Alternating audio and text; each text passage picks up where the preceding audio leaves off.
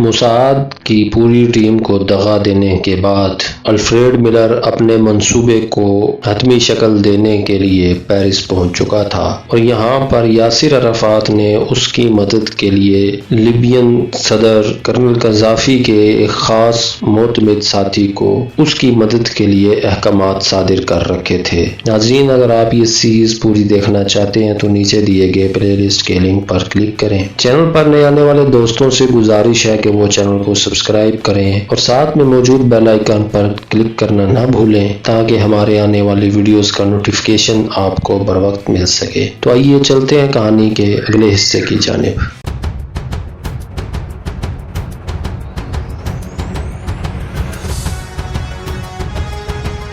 سنوسی نے ایک جھٹکے سے کرسی چھوڑ دی تھی۔ اپنے ملاقاتی کو دیکھ کر اس کے چہرے پر عجیب سے تاثرات ابھر آئے تھے۔ وہ ملر تھا، لیکن اس نے سنوسی سے ہاتھ ملانے کی ضرورت بھی محسوس نہیں کی تھی۔ وہ ایئرپورٹ سے سیدھا یہاں آیا تھا۔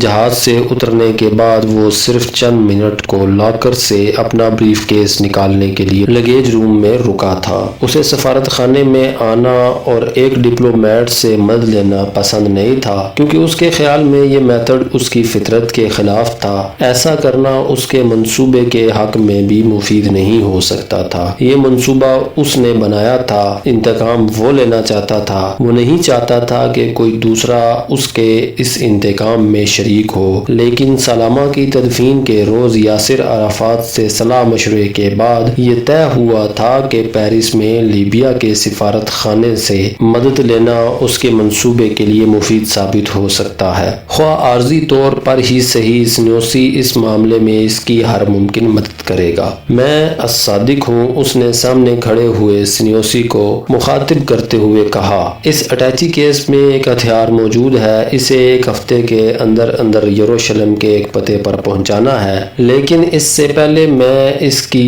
سائٹ ایڈجسٹ کرنے کے لیے شاٹ فائر کرنا چاہتا ہوں۔ سنوسی سر ہلاتا ہوا دروازے کی طرف بڑھ گیا۔ وہ لابی عبور کر کے بائیں طرف کے ایک دروازے کے سامنے رک گیا۔ سنوسی نے جیب سے چابیوں کا گچھا نکال کر ایک چابی منتخب کر کے دروازہ کھولا اور دونوں اندر داخل ہو گئے۔ یہ ایک چھوٹا سا کمرہ تھا جس کے دوسری طرف ایک دروازہ نظر آ رہا تھا۔ وہ دروازہ بھی مقفل تھا۔ سنوسی نے تالا کھول دیا۔ اس دروازے کے دوسری طرف ایک زینہ تھا جو نیچے تہہ خانے میں چلا گیا تھا۔ نیچے بھی ایک کمرہ تھا، لیکن اس کمرے کے سامنے والی دیوار فرش سے چھت تک پلاسٹک کے موٹے پیڈنگ مٹیریل سے ڈھکی ہوئی تھی۔ دروازے کے قریب ہی اندر کی طرف ایک بھاری برگم آدمی بیٹھا ہوا تھا۔ اس کی باریک مونچھیں تھوڑی سے نیچے لٹکی ہوئی تھیں۔ وہ کوئی پرانا سا میگزین پڑھ رہا تھا جسے اس نے فوراً ہی میز کے نیچے پھینک دیا۔ میز کے نیچے وہ میگزین ملر کی نگاہوں سے پوشیدہ نہیں رکھ سکا تھا۔ وہ فرانسیسی میگزین تھا جس کے سرے ورق پر ایک عورت کی عریاں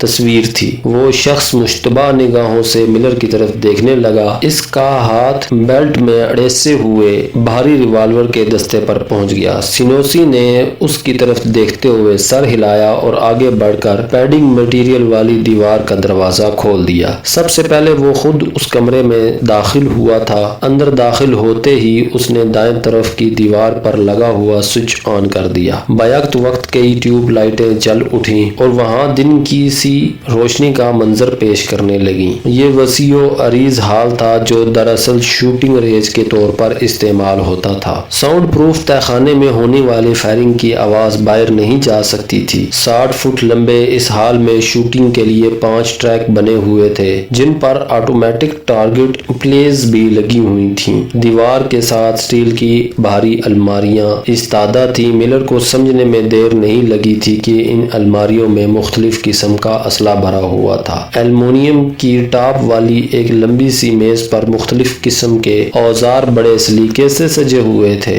یہ تہہ خانہ بھی کیتا سنوسی نے تیار کرایا تھا۔ یہاں فلسطینی اور لیبیا کے حریت پسند نہ صرف نئے اسلحے کی فوری تربیت حاصل کرتے تھے بلکہ انہیں مختلف مہمات کے لیے ضروری اسلحہ بھی یہیں سے فراہم کیا جاتا تھا۔ ملر نے چاروں طرف دیکھتے ہوئے پسندیدہ انداز میں سر ہلایا، پھر وہ ان دونوں کی طرف طرف مڑتے ہوئے بولا، بہتر ہوگا کہ تم دونوں مجھے اس کمرے میں کچھ دیر کے لیے تنہا چھوڑ دو، میں کچھ کام کرنا چاہتا ہوں۔ اس کے لہجے میں سرد موری نمایاں تھی۔ میں تمہیں یہاں اکیلا نہیں چھوڑ سکتا، سنوسی نے بھی سرد لہجے میں جواب دیا۔ تمہیں اس سلسلے میں واضح ہدایات مل چکی ہیں۔ ملر نے اسے گھورا۔ اب دو ہی صورتیں ہیں، یا تو تم مجھے یہاں تنہا چھوڑ دو یا یاسر عرفات کے دوسرے کیبل کا انتظار کرو۔ سنوسی کے ہونٹ بھیج کے اس کی آنکھوں میں اچانک ہی سرخی سی ابھر آئی تھی۔ وہ بار بار مٹھیاں بھیج رہا تھا۔ اس نے کچھ کہنے کے لیے منہ کھولا، لیکن پھر شکست خوردہ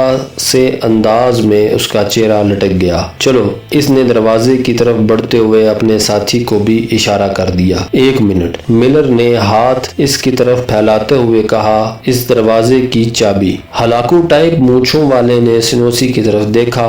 اپنے آفیسر کے ساتھ ملر کے اس طرز عمل پر اس کے چہرے پر بھی غصے کے تاثرات ابھر آئے تھے۔ سنوسی نے اس بات میں سر ہلا دیا اور دوسرے آدمی نے زیر لب کچھ بڑبڑاتے ہوئے چابی ملر کی ہتھیلی پر رکھ دی۔ ان دونوں کے باہر نکلتے ہی ملر نے دھڑ سے دروازہ بند کر کے لاک کر دیا۔ اس نے اپنے لیے دائیں طرف کا آخری شوٹنگ ٹریک منتخب کیا اور بریف کیس سامنے رکھ کر احتیاط سے اسے کھول دیا۔ XP-100 مختلف حصوں کی صورت میں بریف کیس میں پڑی ہوئی تھی۔ اس نے تمام حصے جوڑ کر چیمبر میں گولی بھری اور پستول کو ٹریک پر رکھ کر ٹارگٹ کا سوئچ دبا دیا۔ ٹریک کے آخری سرے پر موٹر چلنے کی ہلکی سی آواز سنائی دی اور کارڈ بورڈ کا ٹارگٹ ٹریک پر آہستہ آہستہ اس کی طرف آنے لگا۔ ملر نے کارڈ بورڈ پر لگا ہوا پرنٹڈ ٹارگٹ اتار کر فرش پر پھینک دیا اور فل کوٹ کی اندرونی جیب سے کاغذ نکال لیا جس کی کئی تہیں لگی ہوئی تھیں۔ تہیں کھول کر اس نے کاغذ ٹارگٹ بورڈ پر لگا دیا اور ایک قدم پیچھے ہٹ کر اس کا جائزہ لینے لگا۔ اس چپکنے والے کاغذ پر ایک آدمی کی تصویر بنی ہوئی تھی۔ یہ تصویر جسم کے اوپر والے حصے کی تھی۔ یہ دنیا کی وہ معزز اور معروف ترین شخصیت تھی جو ملر کے ہاتھوں قتل ہونے والی تھی۔ ملر نے تصویر کا جائزہ لینے کے بعد دوبارہ ٹارگٹ سوئچ دبا دیا۔ ٹارگٹ آہستہ آہستہ پیچھے سرکنے لگا اور بالآخر ٹریک کے آخری سرے پر پہنچ کر رک گیا۔ اس نے پستول اٹھایا اور بڑے ماہرانہ انداز میں اس پر لگی ہوئی دوربین کا فاصلہ ایڈجسٹ کرنے والی ناب کو حرکت دینے لگا۔ لینس پر پہلے تو دھند سی رہی، لیکن جیسے جیسے وہ ناب کو حرکت دے رہا تھا اس کی آنکھوں کے سامنے ٹارگٹ پر لگی ہوئی تصویر واضح ہوتی جا رہی تھی۔ بالآخر اس نے تصویر میں دل کے مقام کا نشانہ لے کر ٹریگر دبا دیا۔ اس کے ہاتھوں کو ہلکا سا جھٹکا لگا اور ہال فائر کی آواز سے گونج اٹھا۔ اس نے استعمال شدہ کارتوس نکال کر چیمبر میں دوسری گولی بھری اور پستول کو دونوں ہاتھوں میں اٹھا کر شست باندھنے لگا۔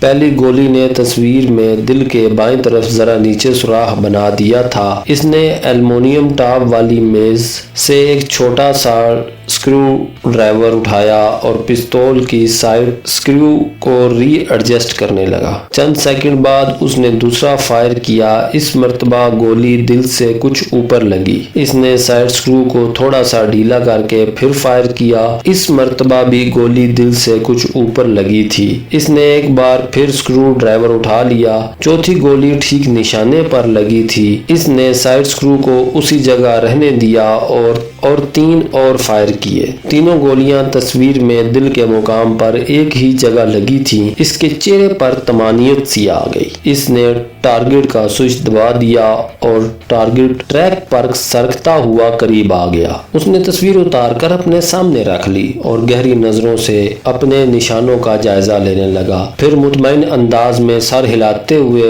اس نے ایک مخصوص قسم کا سیمنٹ پستول کی سائیڈ سکریو پر لگا دیا تاکہ وہ جگہ سے حرکت نہ کر سکے۔ میز پر بائیں طرف سرخ رنگ کا ایک چھوٹا سا ڈبہ رکھا ہوا تھا۔ اس نے برش اٹھا کر رنگ میں تر کیا اور تصویر میں ٹھیک دل کے مقام پر بنے ہوئے 3 سوراخوں پر دائرے کھینچ دیے۔ اس نے جیسے ہی تصویر اٹھائی، تصویر پر لگا ہوا رنگ نیچے کی طرف بہنے لگا۔ اسے دیکھ کر ملر کے ہونٹوں پر خفیف سی مسکراہٹ آ گئی۔ ملر نے پستول کے تمام حصے الگ الگ کر کے انہیں صاف کیا اور دوبارہ بریف کیس میں پیک کر دیا۔ بریف کیس لاک کرنے کے بعد اس نے چابی اور تصویر والا پوسٹر کوٹ کی اندرونی جیب میں رکھ لیا۔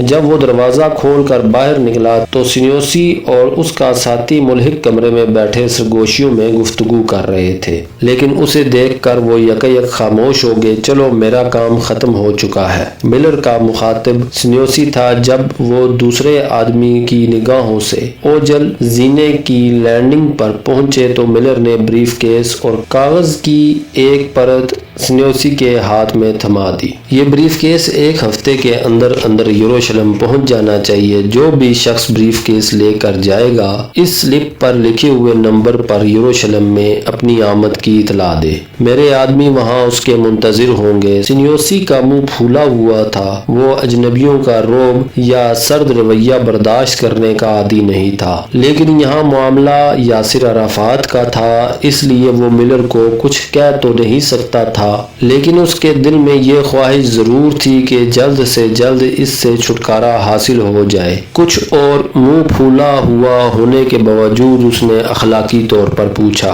ہاں ممکن ہے یہاں آتے ہوئے میرا تعاقب کیا گیا ہو، لیکن اب میں اس کو یقینی بنانا چاہتا ہوں کہ جب میں یہاں سے جاؤں تو کوئی میرا تعاقب نہ کرے۔ ملر نے کہا، ٹھیک ہے ہم اس مسئلے سے بھی نمٹ لیں گے۔ سنیوسی نے جواب دیا، اس مسئلے سے نمٹنا واقعی مشکل نہیں تھا۔ ماسکو میں 6 مہینے کی کریش کورس کے دوران اس نے اس جیسے ایمرجنسی معاملات سے نمٹنے کے لیے KGB سے خصوصی تربیت لی تھی۔ ملر سے بریف کیس لے کر 10 منٹ بعد وہ ملر کی روانگی کے سلسلے میں تمام تیاریاں مکمل کر چکا تھا۔ سفارت خانے کے اندرونی احاطے میں 5 کاریں روانگی کے لیے تیار کھڑی تھیں۔ ان کے انجن سٹارٹ تھے۔ 2 کاریں ایسی تھیں جن میں 4 افراد بیٹھے ہوئے تھے، باقی 3 بظاہر خالی تھیں۔ ڈرائیوروں کے علاوہ ان میں اور کوئی بھی نظر نہیں آ رہا تھا، لیکن ان میں سے ایک کار ایسی تھی جس میں ایک مسافر موجود تھا۔ وہ مسافر ملر تھا، جو پچھلی سیٹ کے قریب فرش پر لیٹا ہوا تھا۔ کیتا سنیوسی نے جیسے ہی اشارہ دیا، سفارت خانے کا گیٹ کھل گیا اور تمام کاریں حرکت میں آ کر تیز رفتاری سے گیٹ سے نکل گئیں۔ گیٹ سے نکلتے ہی تمام کاروں نے مختلف راستے اختیار کیے تھے۔ ملر تیسری کار میں تھا۔ وہ 2 اسرائیلی ایجنٹ جنہوں نے ایئرپورٹ سے ملر کا تعاقب شروع کیا تھا، انہوں نے اپنی مدد کے لیے کچھ اور آدمی بھی بلوا لیے تھے جو سفارت خانے کے سامنے والے گیٹ اور پچھلے راستے کی بھی نگرانی کر رہے تھے۔ لیکن جب سفارت خانے سے ڈپلومیٹک کاروں کا جلوس برآمد ہوا تو اسرائیلی ایجنٹ بری طرح بوکھلا گئے تھے۔ اسرائیلی ایجنٹوں کی کار نے بھی ایک لمحہ ضائع کیے بغیر سفارت خانے سے برآمد ہونے والی 5 میں سے ایک لیموزین کا تعاقب شروع کر دیا۔ لیکن کچھ دیر بعد جب وہ لیموزین نارتھ افریقی ریسٹورنٹ کے سامنے پہنچی اور 4 لیبین سفارتکار نیچے اترے تو اسرائیلی تکتے رہ گئے۔ ملر انہیں ڈاچ دے کر فرار ہونے میں کامیاب ہو گیا تھا۔ سفارت خانے سے رخصت ہونے سے پہلے ملر نے سنیوسی سے بڑی گرمجوشی سے ہاتھ ملایا تھا۔ خوش اخلاقی کے اس مظاہرے میں اس نے کوئی حرج نہیں سمجھا تھا، کیونکہ وہ اچھی طرح جانتا تھا کہ یہ سنیوسی سے اس کی آخری ملاقات تھی۔ سنیوسی کے دن گنے جا چکے تھے اور وہ عنقریب موت کے گھاٹ اتار دیا جانے والا تھا۔ ناظرین، اگر آپ کو ہماری آج کی ویڈیو پسند آئی تو ویڈیو کو لائک کریں، شیئر کریں اور کمنٹس میں اپنی رائے کا اظہار کرنا نہ بھولیں۔ چینل پر نئے آنے والے دوستوں سے گزارش ہے کہ وہ چینل کو سبسکرائب کریں اور ساتھ میں موجود بیل آئیکن پر کلک کریں تاکہ ہمارے آنے والی ویڈیوز آپ تک بر وقت پہنچ سکیں۔